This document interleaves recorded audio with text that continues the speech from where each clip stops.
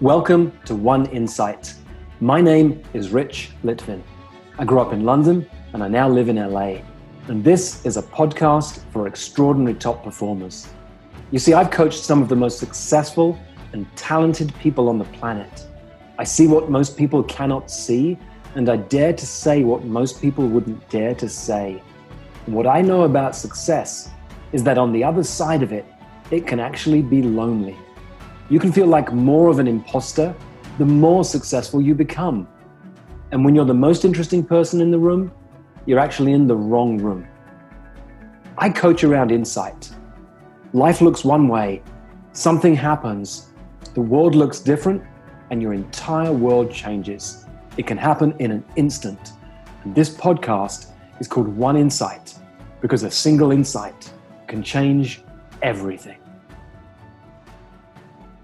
I love coaching for an insight. An insight moment is like this. Life is one way, and then you see something ever so slightly different. And from that moment on, everything has changed.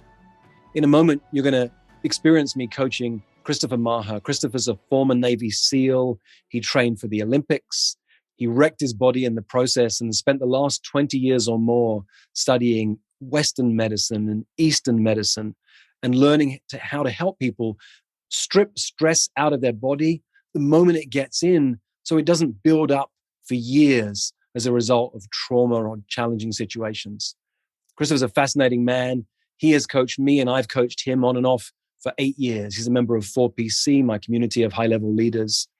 And we get on the call and within a few moments, he has an insight. And if you listen, I don't actually say very much.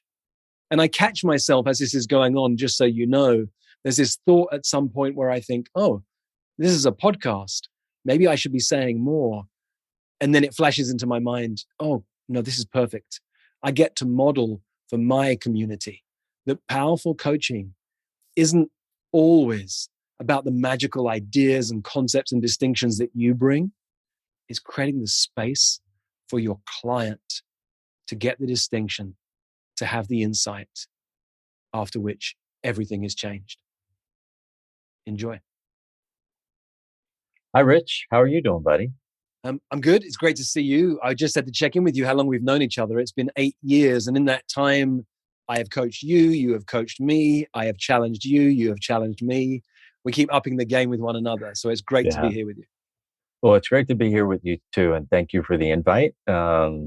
I know this is going to be short, yet I feel like it's going to be impactful and potent for me because something came up for me that I didn't know was lying underneath maybe a gentle worry or a little bit of fear.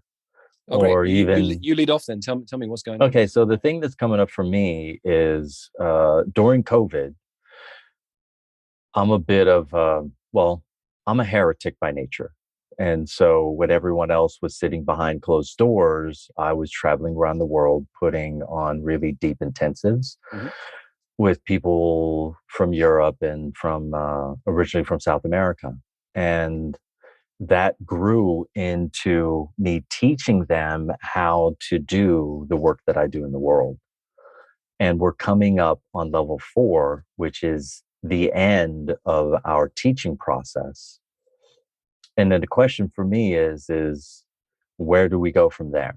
Meaning that I don't want to abandon them, right? Like I've taken them through a year-long deep intensive process. I've taught them 5 different systems of work that I use to help coach and grow people. And someone asked me like, hey, when is level 5 going to be? And in my mind, I think I had only set myself up for level 4. And I thought, oh, these people that I love and care for are saying, hey, I want to learn more. I want to stay attached to you because I know you're impactful. You're helping me and my family. And I want to continue that relationship. And I didn't know that I wasn't ready for that. So what happens as you say that out loud? What comes to mind? I mean, what comes to mind is how do I meet my own personal needs with the things that I want to do with my own life in terms of music and scoring and going to school at the Musicians Institute and putting enough time aside for my guitar, and also to have time to enrich my life by going around the world and seeing and doing the things that I want to do, and continue to support people that I care about and love. Mm. Yeah, that's a hard one. I appreciate the word selfish because I hyphenate it. We tend to think of the word selfish means that I'm going to do something to your cost. And actually, when you hyphenate it, selfish, it means if you put yourself first, that actually raises others up too. Mm, So let me check in. If you were going to be selfish, not to have anyone else, to cause any pain to anybody else, but you could choose the next 5 years to be your 5 years purely for you, what would you be doing? If you'd asked me this a day ago, I don't think I would have come up with this answer, Mm. but I think it is helping these people to continue to grow Mm. and simultaneously organizing it in a way that allows me to meet some of my other needs with music. Mm. Yeah. So I asked myself, I was on a flight back from London yesterday, and I asked myself, if I got to the end of my life and there was something that I didn't do, what would my regret be? And I think my regret would be if I didn't put a serious year at the Musicians Institute learning guitar the way that I want to learn it Mm. and play it the way that I know that I can play. And yeah, so Well, let me tell you what I hear, because I hear there's two deep needs underneath. One is a very natural human need to grow. You have this deep need to grow. You're a consummate learner in all sorts of fields. And music is the next field where you want to grow even further. yeah, And I know too, you have a deep need to contribute. You want to make a yes. difference to the world. And you've learned skills over many, many years that if you can help others, and then because this skill set can be transferred on, you can help others to help others, can make a big difference in the world. And sometimes those two values can clash, growth and contribution. Hmm. Sometimes they can clash.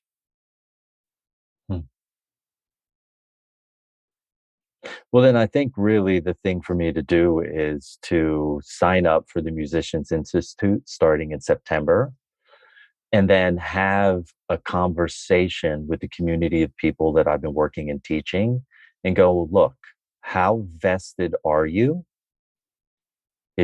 Are you vested at a level 10 or level 6 or level 7?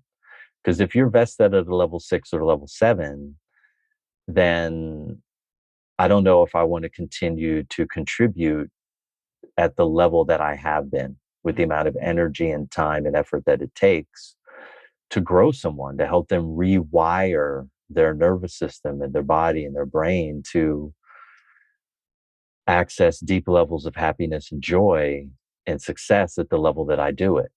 And so I think what I'm coming to is it's a conversation that I need to have with the community, Mm.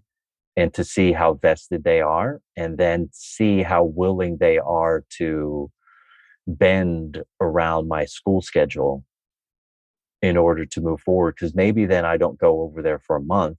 I'm only over there for 2 weeks. Mm. And in 2 weeks, I adjust the way that I do things so everyone still gets to move forward. I get to contribute and I get to grow simultaneously. So what I heard you just say is, no, I don't accept the premise that growth and contribution have to be mutually exclusive. What if I could have both? Yeah. But it would have to be on the terms that the value of growth is slightly higher for me. Yeah. So I'm willing to contribute, but based on Yeah. these criteria. Yeah. You have to be at a 10, and you have to be willing to meet me where I will be. Yeah. On my dates, because in the last year I've been willing to bend my dates around because, oh, I have to take my kids here, or oh, we have to go over there. And once I go to school, I'm not going to have the luxury of doing that. And to be honest with you, I could be in school. I don't need to work. I could literally just focus on what I'm doing. And simultaneously, I love the community that I'm building. Mm-hmm. Like, we were in Barcelona and we had a great time. Like, we worked hard.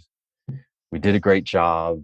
And it was lovely to be around people that have a similar life focus, right? They want to grow. They want to be the best that they can be. Mm-hmm. They have a high level of generosity of spirit. They're learning to be more honest about what it is their desires, wants, and needs are. They're communicating better. They're setting better boundaries. I want to be around people who are pushing that envelope, because when I'm with people like that, I get to be more of myself. Mm-hmm. And I have to do less caretaking when I'm spending time with them. So, yeah, I think you've summed it up pretty clearly. Well, I have a little smile on my face because so often we teach what we most need to learn, right? So the things that you work with me on and vice versa, you've taught me a lot over the years about the importance of boundaries. And this is a boundaries conversation. Yeah. This is, hey, my top value for the next 12 months, possibly longer, is my growth. And I still have a need for contribution, but here are the boundaries. You show up at this place, at this time, with this level of commitment, and I'm in. Yeah. Any of those three things you can't meet, well, we won't be talking next year. Doesn't mean I don't love you, but this is how it works this year. My castle, my rules. I think this may be the happiest I've ever been on one of these calls. I mean, that the amount of energy flowing through my body right now is amazing. You're absolutely correct. It's a boundaries conversation. And I want to share it in a way that's clear, but also kind and caring. Mm. Yeah. And what strikes me is you're modeling for them. You're actually modeling for them how they need to create boundaries in their own life. So the caring is there. It's like, I'm taking care of me. I'm being selfish because you need to be too. Because we all need to be a little bit more selfish in our lives, especially those of us who have a career that makes a real difference to other people's lives. Got to put ourselves first. Wow. Okay. That might have been faster than 20 minutes. I think it was. Thank you, my friend.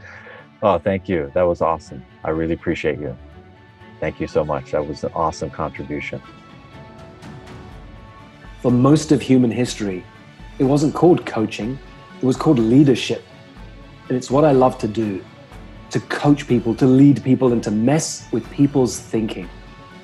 If you'd like more of this, or if you'd like to learn more about our community of extraordinary top performers, go to richlitvin.com/oneinsight.